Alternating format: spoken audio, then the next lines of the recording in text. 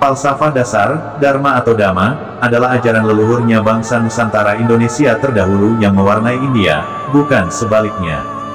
Bibit tumbuh jadi tunas dan tunas itu bukan bibit. Kebenaran tidak akan hilang dengan menenggelamkannya, bibit yang terendam itu kini tumbuh menjadi bunga menebarkan harumnya.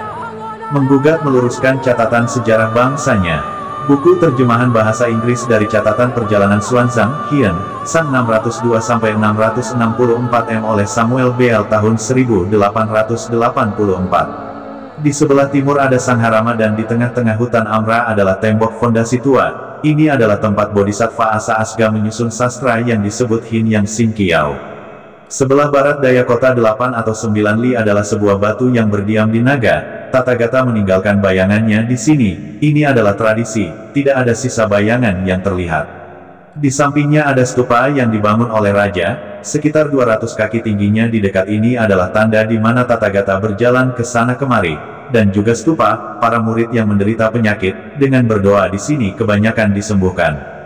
Hukum Sakaya menjadi punah. Ini akan menjadi wilayah terakhir di mana ia akan bertahan. Oleh karena itu dari yang tertinggi ke yang terendah semua yang memasuki perbatasan wilayah ini sangat terharu bahkan sampai menangis, sebelum mereka kembali. Di sebelah timur laut tempat tinggal naga adalah hutan yang luas. Setelah melewati sekitar 700 li, kami menyeberangi sungai dan menuju ke utara kami tiba di kota Kiase Pulo Kasapura. Kota ini luasnya 10 li, penghuninya kaya dan bahagia. Di sisi kota adalah Sangharama tua, yang ada dinding pondasinya saja. Disinilah Dharmapala, Bodhisattva membantah argumen para bidat. Hien Sang 602-664 Masehi. Perhatikan kata pada tulisan catatan yang dimaksudnya. Tathagata meninggalkan bayangannya di sini. Ini adalah tradisi, tidak ada sisa bayangan. Yang terlihat lokasi yang dimaksud Hien Sang adalah Equinox, hanya ada di situs Muara Takus. Stupa 200 kaki tingginya di dekat ini adalah tanda di mana Tathagata berjalan ke sana kemari. Adalah situs Muara Takus, di mana para Brahman melakukan ritual pradaksina rasawiya, gerakan memutari situs. Hal lain, pada waktu saat ini telah ditemukan tembok kuno, pagar luar 2 lapis, adalah komplek utama tempat tinggal para guru. Sangha Kirti, pengajar dan bagian lainnya. Timur laut gerbang utama komplek. Timur, 400 langkah ada bangunan terbuat dari kayu pelatihan mantra. Barat tempat belajar ada kolam sakti, Tobek Sati. Tenggara, tempat belajar tingkat kedua. Barat daya tempat tinggal pelajar tingkat ketiga. Barat laut tempat pertapa Tapo, Ken Yago, Batarak, Batagak. Utara komplek di luar tanggul seberang sungai Paudaman, perkuburan terbagi atas. 1. Yang tidak dibakar api. 2. Yang api tidak menyala pada jasad. 3. Kediaman para pembesar di 8 penjuru dari koordinat kota suci, radius 4 km persegi yang dipagar 9 lapis benteng tanggul. Maka terbukti benar apa yang dilihat dan dicatat Xuanzang, Hien Sang 602-664 m juga Ising 689-695 m yang tinggal selama 5 tahun di Savarnatvipa di pusat pembelajaran, Dharmik. Nalada, di Bihar India didirikan pada tahun 427 m dibangun Raja Pala dinasti Sailendra dari Savarnatvipa. Ini adalah cabang universitas di Savarnatvipa bernama Dharmapala, juga Sangharama cabang di Java. Fuana Cakapala kini bernama Borobudur. Krijanayasa, Dapunta yang membawa Dharma dan para RC ke tanah Java juga Bali, di antaranya Guru RC Markaendriya dan Bali kini menyimpan sempurna falsafah utama dasar leluhur kita, Dharmik, yang mendasari tumbuhnya 3 agama besar di India. Maka runtuhlah labeling selama ini tentang sumber ajaran asli Nusantara juga situs-situsnya. Hal lain berupa catatan F.M. Snitger, ilmuwan Belanda, jabatan Conservator of the Museum at Palembang. Sekumpulan gajah tanpa dikendalikan berjalan mengitari situs Muara Takus, terjadi di Kampar Riau, Savarnatvipa, Indonesia. Kenapa bisa terjadi? Gajah tawaf ini tidak hanya sekali, manusia pun dahulu melakukan ini di sini. Ikuti ceritanya. Pada 1935, F.M. Snitger, ilmuwan Belanda, jabatan Conservator of the Museum at Palembang, mengeksplorasi hutan Muara Takus di tepi sungai Kampar kanan. Sudah seminggu lamanya kami berkemah di hutan Muara Takus terletak di Kampar. Sungai melengkung di sekitar garis khatulistiwa seperti gulungan ular besar. Baru saja saya temukan di dinding utara yang mengelilingi bangunan candi harus dibersihkan dan diukur tandasnya seraya membentangkan tikar tidur di tanah dan berbaring di sini sepi. Bulan purnama memancarkan cahaya, jangkrik-jangkrik bernyanyi dan suara mereka berbaur dengan gumaman sungai. Lewat tengah malam ketika saya terbangun dengan kaget. Seketika itu, dari hutan terdengar raungan. Kami mendengar raungan gajah turun dari Gunung Suliki yang berkabut, menyeberangi sungai. Gajah-gajah itu perlahan mendekat kemudian tampak gajah-gajah itu berjalan mengelilingi candi, searah jarum jam. Setelah keliling, gajah-gajah itu diam, berlama-lama mematut-matut candi kemudian berlutut. Ya, ketika bulan purnama menyinari, gajah menyeberangi sungai dan pergi ke kuil suci. Kemudian mereka berkumpul melingkari dan berkeliling, memutari menara tinggi. Saya lihat langsung, kata FM Snitger. Karena penasaran, dengan cerita di atas sekali waktu pernah datang. Orang Thailand membawa gajah dari negerinya ke Muara Takus. Gajahnya langsung pradaksina dan tak mau dibawa pulang lagi ke Thailand. Ini kejadian nyata. Pada abad 4 Masehi para pelajar peziarah Tiongkok mencatat apa yang dilihatnya di situs Muara Takus, diantaranya sebagai berikut. Pada tahun 399 sampai 414 M.Fa. Hien dalam perjalanan di Sefarnat Vipa mencatat, mengikuti sungai Ponai, adalah sungai Panai, kampar di tempat di mana para pelajar pernah tinggal di situ dan melakukan gerakan, berjalan berputar, mengelilingi, tope, stupa juga 4 guru duduk di 4 sudut, di tempat ini, menara, telah didirikan. Pada tahun 602 sampai 664 M, Hien Sang mencatat apa yang dilihatnya di Sefarnat Vipa. Di sampingnya ada stupa yang dibangun oleh raja, sekitar 200 kaki tingginya. Di dekat ini ada tanda di mana Tathagata berjalan ke sana kemari. Isi 671 sampai 695 M. Belajar di sini. Perhatikan, tempat apa sebenarnya situs Muara Takus di Sefarnat Vipa itu dahulu.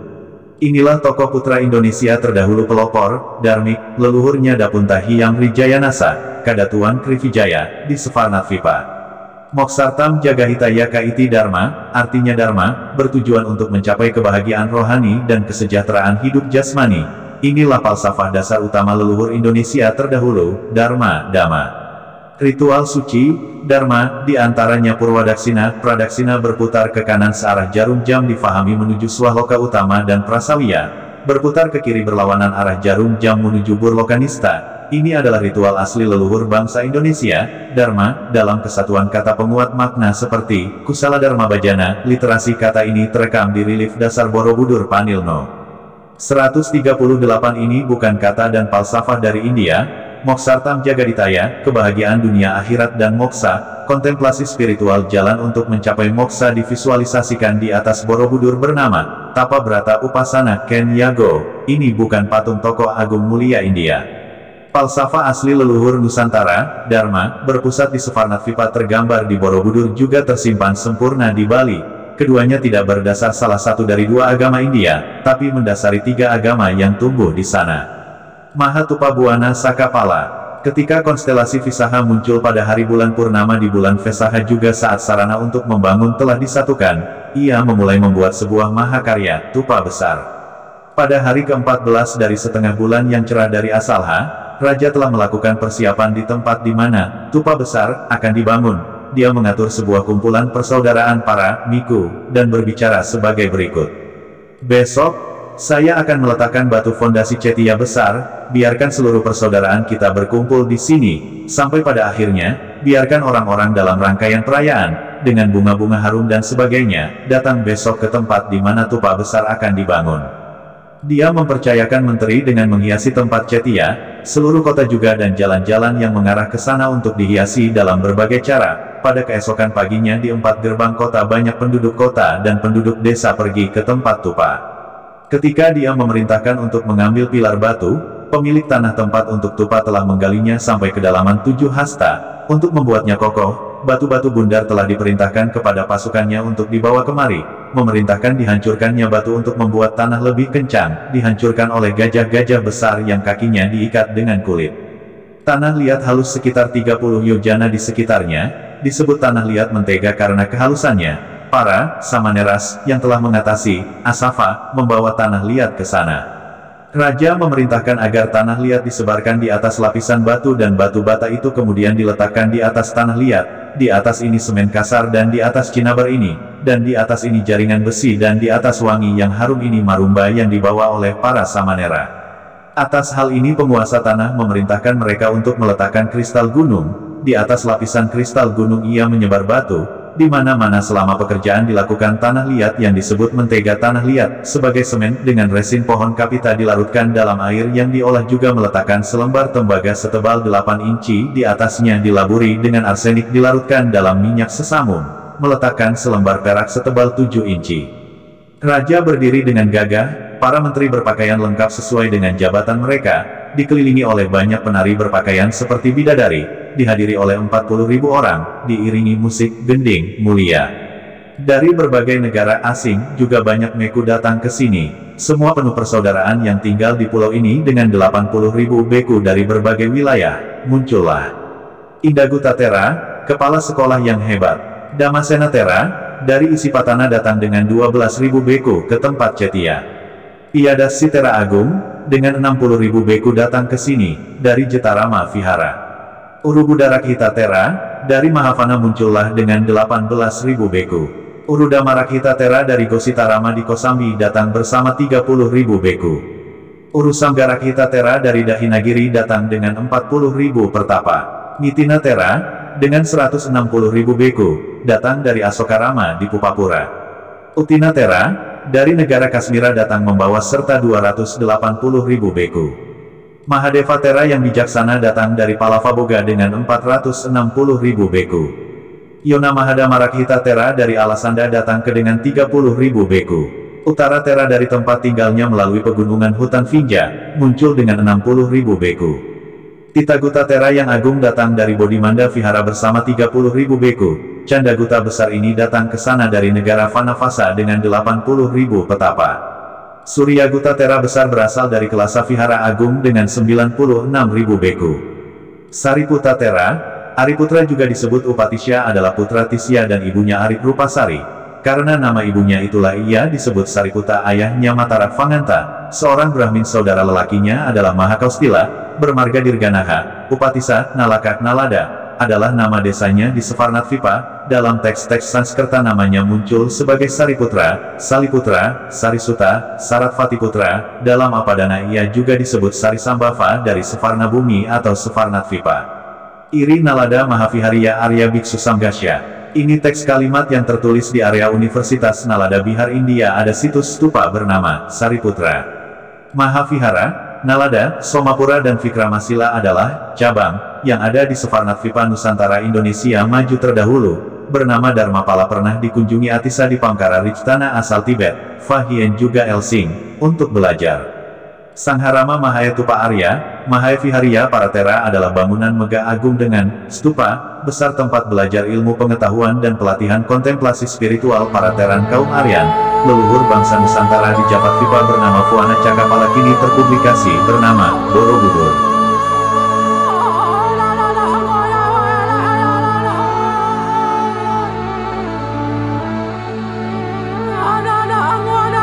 Indonesia tanah airku, tanah tunggal